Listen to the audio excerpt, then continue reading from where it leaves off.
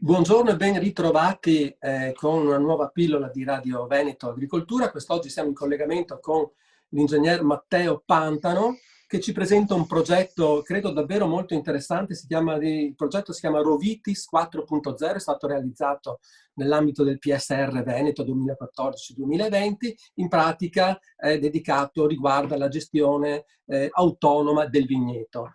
Matteo, grazie intanto per essere oggi qui con noi.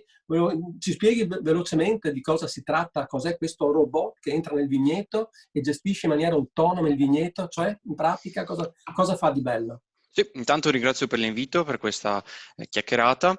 Il progetto Rovitis 4.0 è nato da un'idea iniziale di Giorgio Pantano, in cui vedeva un robot attuare tutte le operazioni un po', diciamo, complicate nel vigneto, perché al giorno d'oggi bisogna utilizzare questi prodotti chimici che hanno un effetto nella salute dei viticoltori. Di conseguenza questo progetto è nato per aiutare i viticoltori a rendere la coltivazione dell'uva molto più semplice, molto più sicura, e di conseguenza abbiamo sviluppato questo progetto in cui c'è un robot che è in grado di navigare in modo autonomo e fare alcune operazioni nel vigneto. Ma spiegami concretamente, si prepara, si porta il robot all'ingresso del vigneto e poi è tutto ovviamente computerizzato, immagino, Mhm. essendo un robot, e quindi cosa succede? Lui entra e cosa Sì, fa? sì, concretamente il robot, una volta che il percorso è stato un po' insegnato, insomma è stato fatto vedere dove si trova, perché non vogliamo che il robot inizi ad andare dove vuole lui, vogliamo che il robot stia su determinati percorsi. Il robot inizia a navigare e attuare determinate operazioni, tra cui quella che abbiamo testato di più è stata l'irrorazione. L'irrorazione avviene attraverso un'ottimizzazione un po' intelligente che va a prendere i dati dal vigneto attraverso delle telecamere, attraverso questi dati poi va a spruzzare il prodotto solo nelle zone interessate attraverso un algoritmo di computer vision. Certo, quindi questo significa non solo un vantaggio per la salute dei viticoltori, ma anche dell'ambiente, perché il prodotto chimico viene irrorato là solo dove serve. Esattamente. Certo.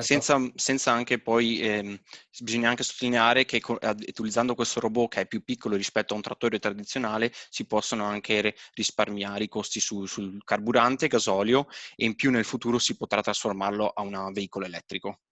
Perché attualmente con quali dimensioni si presenta? Sì, attualmente siamo partiti con una macchina già esistente sul mercato, che è una piccola macchina telecomandata dell'Energreen, che è un'azienda veneta, e queste dimensioni sono all'incirca 3 metri per 2 all'incirca, quindi non è molto elevata, e di altezza 1 metro, e di conseguenza, avendo un motore più piccolo, naturalmente consuma meno. Sì. So che ci sono vari partner che sono intervenuti per la realizzazione di questo interessante progetto. Anche l'Università di Maribor in Slovenia, poi il CREA, e poi mi dici un Sì, po' poi magari. ci sono state due, oltre al partner, azienda Pantano, c'è stata un'altra azienda di test, Terre Grosse, e poi ci sono stati alcuni partner scientifici, tra cui il CREA di Conegliano, che è andato a analizzare i dati dal vigneto per considerare che il robot potesse funzionare. Dopodiché c'è stato anche il centro CIRVE di Padova per l'analisi economica, e l'Energreen perché ci ha fornito la macchina che è servita ci ha aiutato nella progettazione della macchina, e infine c'è Teletronics che ha sviluppato un po' la parte elettronica per l'irrorazione a spot spraying, ed infine Confagricoltura che ci aiuta nella divulgazione. Bene, quindi vuol dire un progetto che ha visto assieme più soggetti, quindi un progetto importante del PSR Veneto, e questo è veramente una cosa importante. Voi avete fatto prima sperimentazione, quindi è già entrato in funzione nel 2020 Sì. su un ettaro di superficie, però in prospettiva cosa succederà? Esatto, in prospettiva la macchina poi verrà utilizzata su una superficie un po' più estesa, stiamo guardando intorno a 4 ettari, in quanto quest'anno bisogna sottolineare che il Rovitis è stata l'unica macchina in Europa, possiamo dire anche nel mondo, che ha fatto il trattamento di un ettaro in modo autonomo, e quindi l'anno prossimo vogliamo estendere le sue capacità a 4 ettari.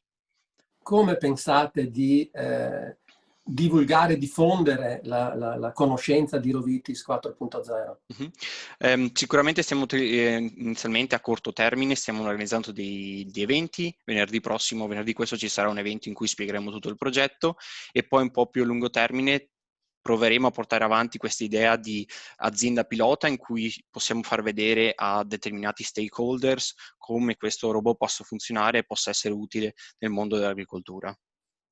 Sì, andiamo in conclusione. Venerdì 4, quindi c'è un appuntamento, magari riesci a darci qualche coordinata per chi magari fosse interessato a intervenire, a partecipare, Sì. immagino ovviamente sulla piattaforma, su una delle piattaforme internet. Esatto, l'evento sarà venerdì 4, partirà dalle 5 del pomeriggio e si potrà attendere all'evento in modo virtuale attraverso la piattaforma di Zoom, e lì ci saranno diversi speakers che spiegheranno com'è il progetto. Per maggiori informazioni si può vedere il post di Confagricoltura. Bene.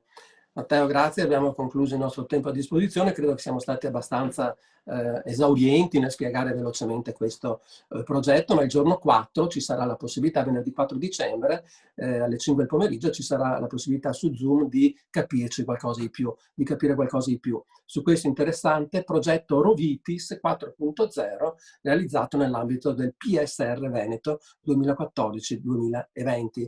Ringraziamo l'ingegner Matteo Pantano per essere stato oggi qui con noi e diamo un arrivederci a tutti alla prossima occasione. Buongiorno. Grazie e buona giornata.